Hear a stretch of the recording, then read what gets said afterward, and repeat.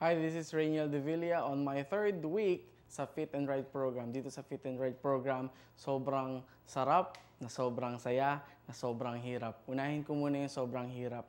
Dito ko naranasan na lahat ng motivation, lahat ng mga hirap, lahat ng mga sakit. Pagdating sa sakit, sakit ng katawan. Kasi dito ko na ginagawa yung mga hindi ko ginagawa dati. Pag-aakit ako ng bahay, hindi na ako umakit talaga. Ang ginagawa ko na lang,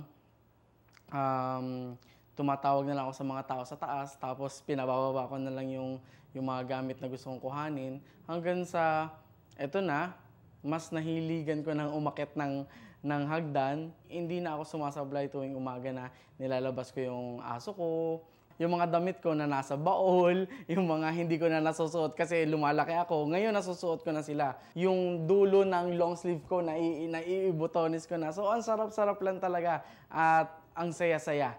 3 weeks na everyday, every morning, umiinom ng isang bottle ng Fit and Right. So, this is 7.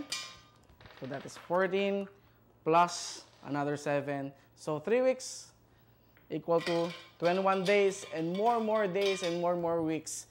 And if you want to follow me, para lumit din kayo, para maging fit din tayong lahat, follow me on my Twitter at StepUpRainiel and also on my Facebook, that is facebook.com/stepup.rainiel. And also like our fan page, it is Del Monte Fit and Right fan page. Maraming salamat sa inyo lahat. And sabi ko nga lagi, let's stay fit and right.